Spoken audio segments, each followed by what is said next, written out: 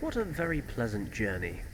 A bite to eat in the restaurant car, a few bottles of Bavarian beer, and a good snooze. I need to get to Wewelsburg Castle as quickly as possible. I've still got a head start over the Countess, but I'll need it to find the Piri Reis map before she gets here. The station guard must know the way.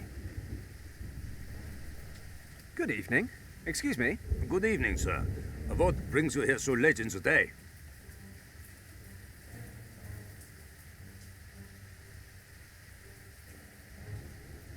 I'm a tourist, and rather than go to the Olympic Games or visit one of Germany's many outstanding cities with their bars and restaurants and women, I decided to visit the famous Wewelsburg Castle instead. I'm beginning to wonder why, but I'm stuck here now. Do you know the quickest way to get there? I'm very sorry, sir. Wewelsburg Castle is closed to visitors right now. You're kidding. No, you're really not, are you? I've endured quite a ride just to come see this bloody thing. Oh, what a shame. But the castle has been under military control for some weeks now, sir. All of the access routes have been sealed off, and the guards are patrolling the castle surroundings. Why exactly is that? I find it better not to ask. Besides, I was only posted to this station a month ago. This is stupid. What do I do now? Well, you are not the first person to drop by wanting to visit the castle in the last couple of days. I'd advise you to wait for the next train. There's one going to Paderborn in 2 hours. I'm afraid there's not much you can do here to kill the time. The station building is closed due to renovations, hence why I am standing outside in this awful weather. You could, of course, take a walk to Brünn. It's not far away. There's a road leading directly into town from this crossroad. The guest house at the market should be open. You could warm up a bit and wait for the train there. You know, I think I'll just enjoy some fresh air after the long train journey, even if it is raining cats and dogs. Is it okay if I wait here? Of course, sir. Thanks. Damn, now what? The castle's right there. There's got to be another way in.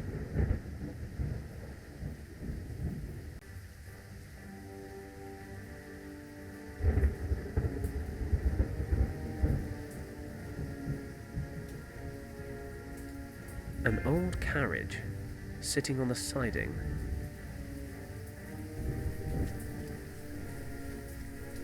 The sign's covered with a thick layer of moss. I'll try and scratch the moss away. There it is. 2 tools crossed, a hammer and a pickaxe. This is either a mine or the Center for Dyslexic Soviets.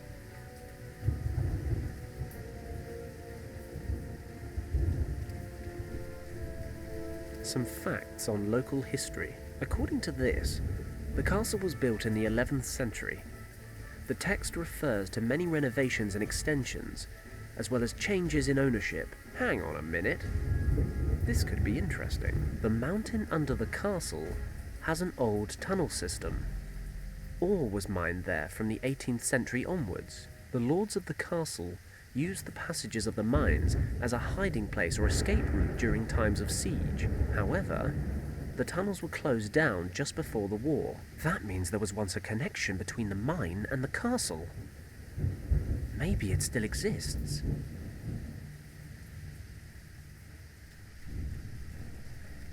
It's a memorial cross. Seen better days.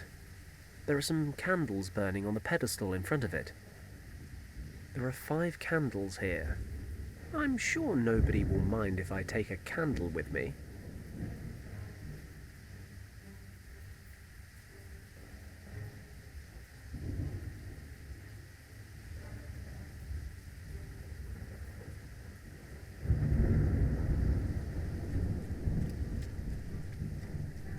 I should be able to burn through the rope. Then the handcar will roll past the platform. That should keep the guard occupied for a moment or two. Then I'll have some peace and quiet to find the entrance to the mine. Let's go.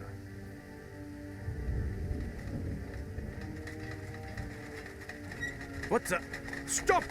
Halt!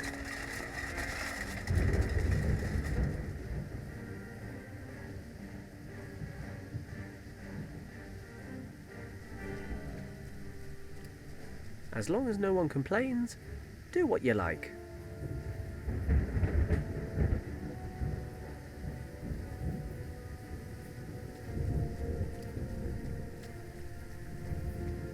It's good to get rid of some pent-up aggression every now and again.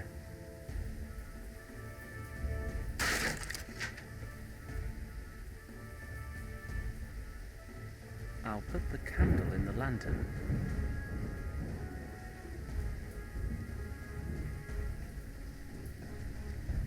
This rusty old chain is keeping the door closed. One powerful blow to this rusty chain should be enough.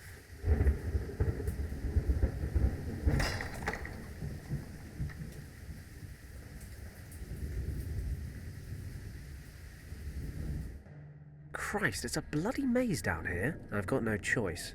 It's my only way into the castle. Besides, in my experience, you find the most useful things in the queerest places.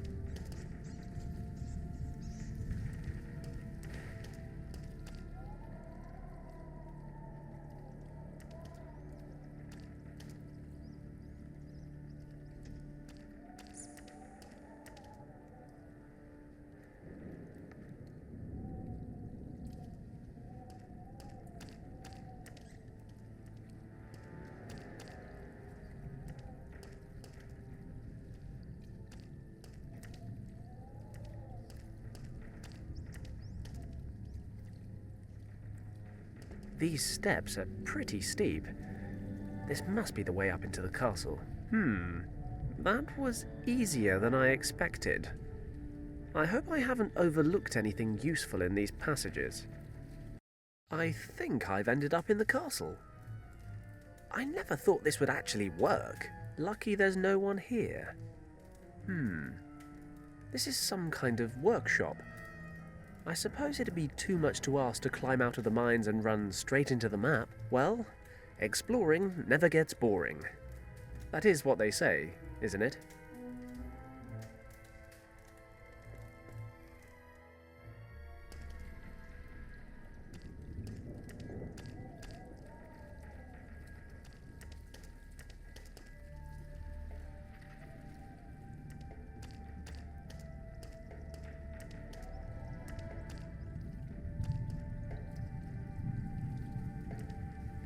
Poor guy. Let's hope I don't end up like him. This place is a maze. There's an old dented pot lying here.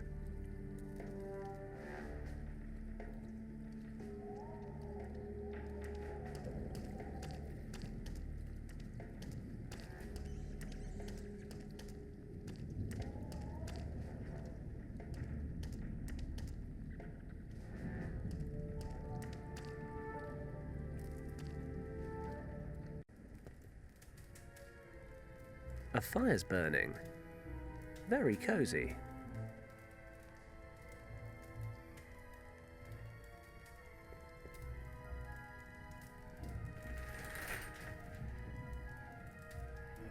I always wanted one of these old-style nutcrackers.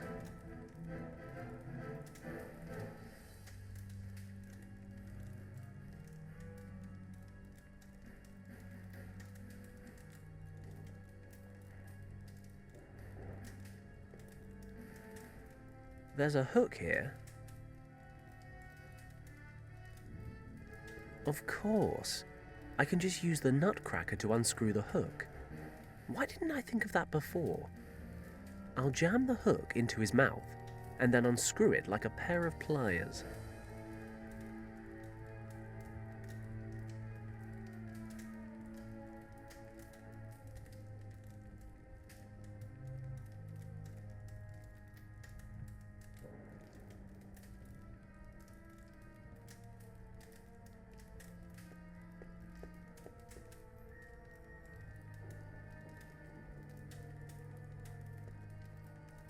How are you coming along with the inventory? Nearly finished, Herr Feldwebel. I still need to catalog the objects from Berlin. Okay, but it is essential that we finish the inventory today. The remaining exhibits will be arriving from Berlin tomorrow. Jawohl, Herr Feldwebel. Did he say inventory? Maybe it says where the Piri Reis map is stored. If only I could get a look over his shoulder. I'll take some with me as backup, in case I get caught.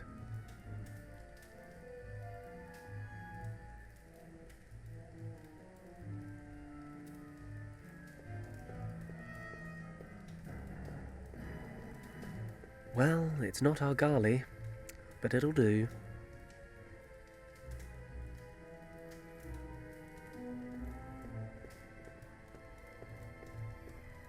I can't lug an entire set of armor around with me for 3 reasons. First, it's dead heavy. Second, it'll make me look silly. And third, this is supposed to be a stealth mission. I'll just take the gauntlets, because they're cool.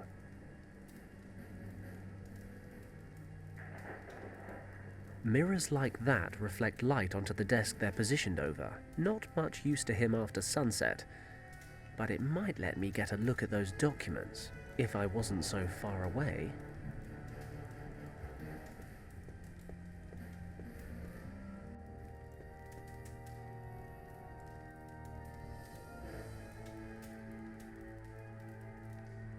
I hope you like your new home, guys.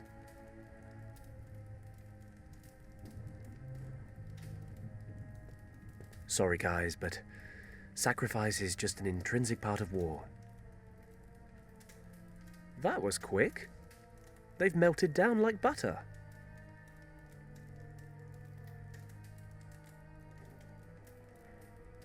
I'll pour some of the molten tin into the hollow in the candlestick.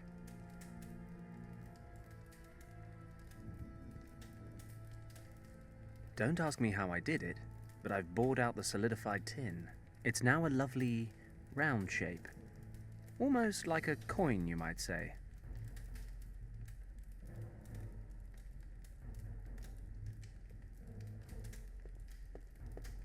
I think I know how to get to the station, and I've seen all there is to see in the mine. I'll take the quick route.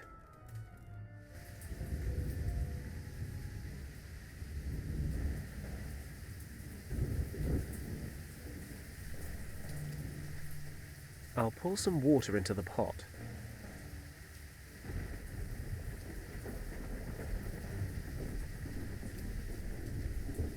It's a fizzy sweet dispenser. What do you know? It actually worked. I could make a mint. Get it? Because I'm making money to use in a sweet. You know what? Never mind. 4 fizzy sweets fell out the bottom. The sweets are dissolving in the water. I've soaked the pelt with lemon water. There, spick and span.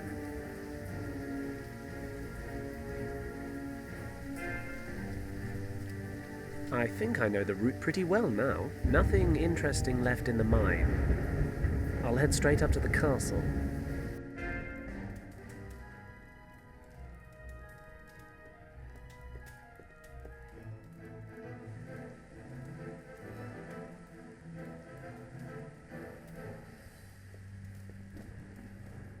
Nice view.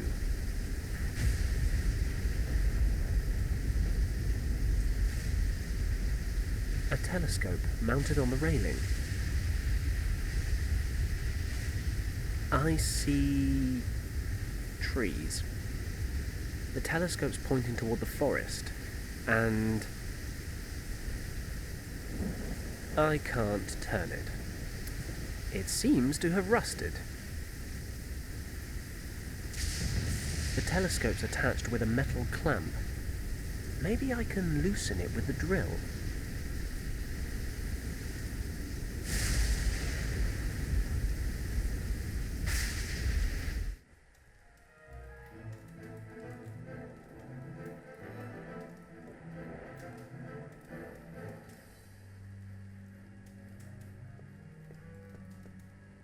I'll screw the hook into the crack.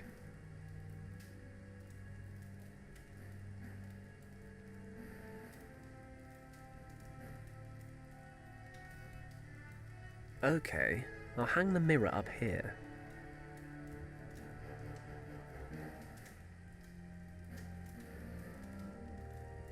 Praise be the laws of optics. I can make out every word. If the soldier would just move his hand a little to the side, then perfect. There it is. Exhibit 104C. The Piri Reis map, stored in the crypt in the North Tower. The problem with answers is they always give rise to new questions. Where the devil is the North Tower?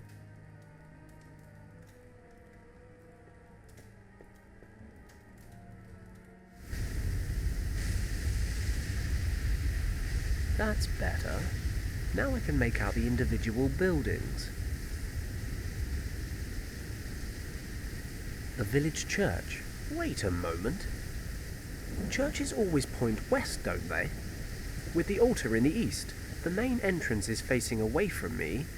So, looking at the church, the two small towers to my left and right must be on the east-west axis. So the North Tower must be on the other side of the castle, but how am I supposed to get all the way over there?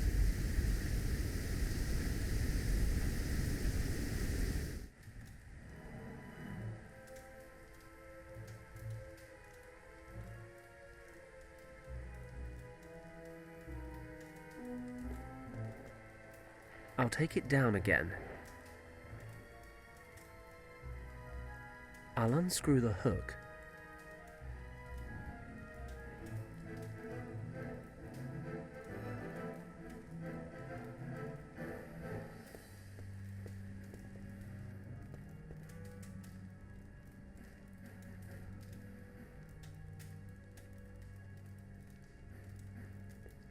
I think I can safely put the fire out now. I'll just throw the skin over. Great, the fire's out, though it now smells like a wild pig's marital sty in here.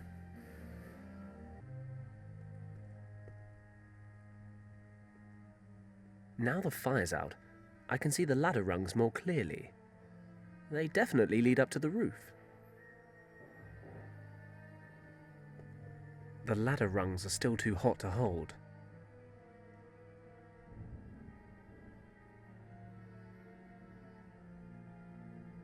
The gloves should protect me from the heat, climbing up the chimney to steal people's treasured possessions. I'm like the anti-Santa, only trimmer. Luckily, I'm not afraid of heights, or as we've established, anything at all. Apart from our Garleys. And Kim, when she's in a huff.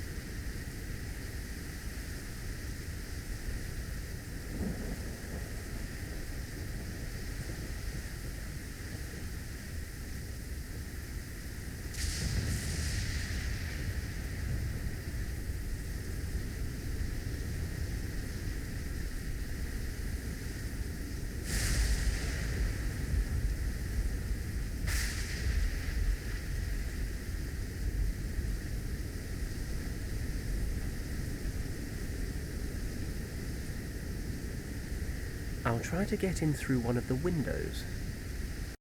Okay, I've reached the North Tower, but I don't see any ancient research objects or artifacts. The inventory said the items are kept in the crypt. Thinking about it, this doesn't really look like a crypt to me. It must be one floor lower. I'll have to find a way down. A round stone slab with some kind of occult symbol.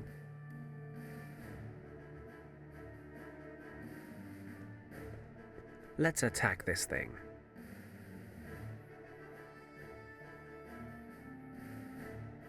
There, I've drilled a small hole.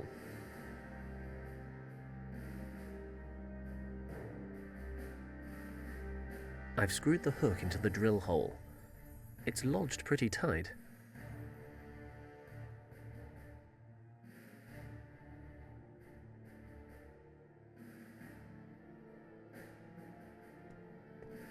Let's see if the crank handle still works.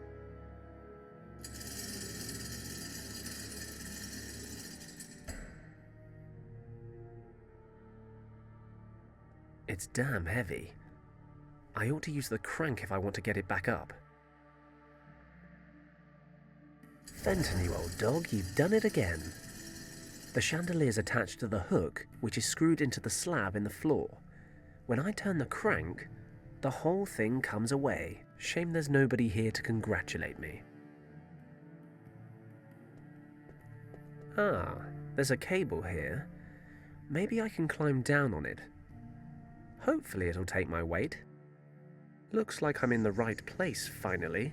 Not that I'm complaining.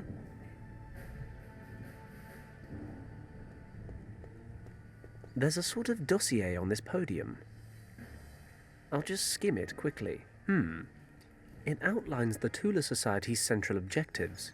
According to this, the Society was founded in the early 1920s with the aim of restoring the knowledge of lost civilizations for its own use. The Tula Society's influence extends into the highest echelons of the German Reich. This gives them complete carte blanche on their activities. They can do whatever the hell they like. Seems they launched a project codenamed Vril under the direction of our old friend, Countess von Hagenhild. The focus of this project is the search for Shambhala. The Tula Society believes that a vast store of ancient knowledge is being hoarded there. The source of morphogenetic fields. Morphogenetic fields? Never heard of them. But then it does ring true with what Professor Hayes was talking about, a store of ancient knowledge. If I remember the professor's description correctly, the hunters and herders of Shambhala suddenly developed into a flourishing and highly advanced society. Hayes reckons some sort of mysterious energy was responsible for the tribe's development. Is that what they mean by morphogenetic fields?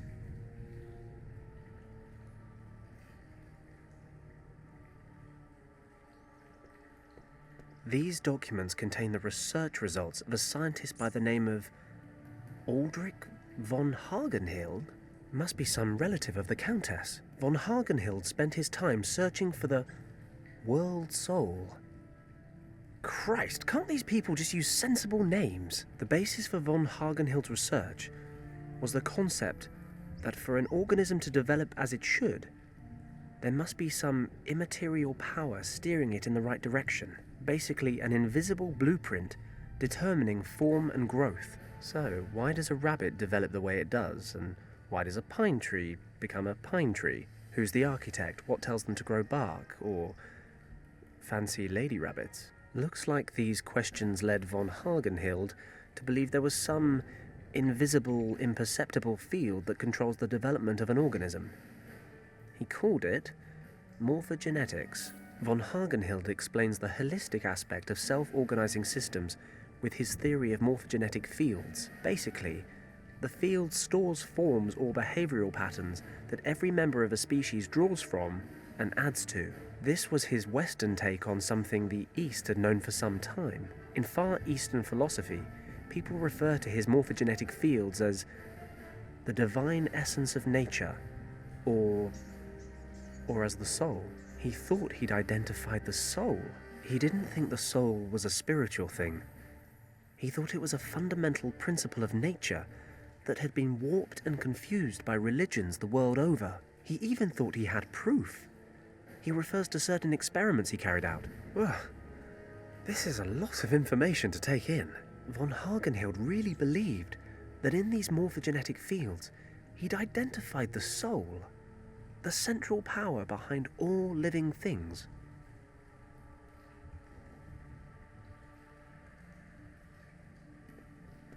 These documents refer to several experiments which are supposed to prove the existence of morphogenetic fields. Von Hagenhild wanted to prove that every species obtains its entire being, its form, its instincts, from these fields, like some kind of collective memory. These inherited memories control not just the form, but also the behavior, the capabilities, and the knowledge of the relevant species.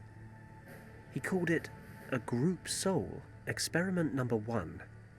The rat experiment. The experiment investigated the capability of rats to find their way through a maze. At the beginning of the experiment, the rats needed 165 attempts before they could get through the maze without a mistake. But a few rat generations later, the number of attempts had dropped to 20. Conclusion. The first batch of rats learned how to navigate the maze, and this instinct was somehow added to the rat's group soul. When later rats navigated the maze, they somehow had access to this ancestral memory, even if the rats weren't directly related. Experiment number 2. The ape experiment. 2 ape colonies of the same species were isolated and observed on 2 small islands in the Indian Ocean. Von Hagenhild's team taught the apes on one island a few new behavioral patterns. The other colony was left undisturbed and uninfluenced, so while the apes on the first island are learning how to open tins and the like, the others are eating bananas. Several months later, the apes on the undisturbed island began displaying these new skills, even though they'd never come into contact with the other colony. Von Hagenhild's conclusion: all members of a species are connected by morphogenetic fields. They share a subconscious collective memory. He thought this theory could explain a lot. Animals' sense for impending danger, telepathy, sixth sense in humans. Von Hagenhild also concludes that members of a group can learn something new at a far quicker pace when the vast majority of members of that same group have already acquired the knowledge. These fields are basically stores of information that are effective across space, and in rare cases even time. Von Hagenhild presumes this would go some way towards explaining premonitions. Human beings sporadically accessing morphogenetic fields from varying points in the future. It all sounds very far-fetched, but then it does explain a lot. Supposing morphogenetic fields really exist, they'd be the answer to problems science has been trying to solve for centuries. And if all these fields add up, if there's some kind of central repository of all this information, Christ, it'd basically be the scientific definition of God. I'm beginning to understand why the Tula Society's quite so interested. And if there's even the slightest chance it's all true, why they need to be stopped.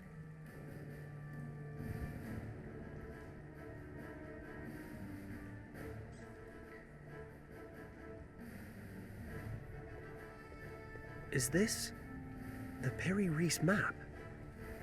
It's hand-drawn, ancient. There are some notes next to it. Finally, von Hagenhild became convinced that there must be a type of definitive field from which all other fields are derived. All manifestations have an origin. He tried to back this up with historical evidence. A world soul, for instance, had been proposed by Plato over 2,000 years ago. But what really convinced him was the discovery of an old, mysterious map of the world, drawn by the Ottoman general Piri Reis. I knew it! It's the map! Let's see. Further on in the text, von Hagenhild discovered that the general had drawn up the map in the 16th century, using sources which were thousands of years old. But how could they have known at that time what the world looked like? He posed the theory that a civilization had existed then, which possessed extraordinary knowledge and skill. He discovered a marking on the map, which was written in an unfamiliar language. Research in Far Eastern libraries revealed it was a long-forgotten Tibetan script. Once translated, it claimed the marking indicated the source of all knowledge, the center of the morphogenetic fields. It was a hidden valley in the Himalayas, Shambhala. Shortly before he died in 1934, von Hagenhild passed the responsibility of continuing the research onto his daughter. Professor Hayes was right. About everything. The Tula Society arrived at the exact same conclusion as he did. They were just one step ahead. Lucky I'm one step more. Richard used the first key to pass through the gate in that secret room in the monastery. I just need to find the second. The Nazis can't enter Shambhala without it, and as it happens, I have the eye, and I have the map. I just need to use them to find the location of the second key. My last hope of finding Richard is based on an ancient legend. Great. It's time to cross everything I've got. And I mean everything.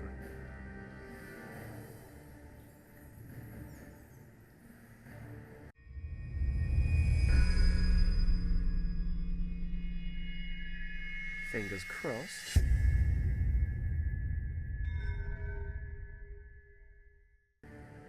I've come all this way, but I'm still a little surprised it actually worked. The Piri Reis map really is the map of the Guardians of Shambhala. Or at least it was drawn to their specifications. So Professor Hayes was also right in thinking the priests of Shambhala took the second key artifact to India and hid it in a temple there. And now I know exactly where to look. On the Kathiawar Peninsula, just north of Bombay. Thinking about it, I actually know the commander of the British regiment in Rajkot. If the old drunkard hasn't been transferred for disciplinary reasons again, I'm sure he'll lend me a hand. Or at least a decent bottle. Then I'll just have to find the temple and get hold of the key artifact. What could be simpler?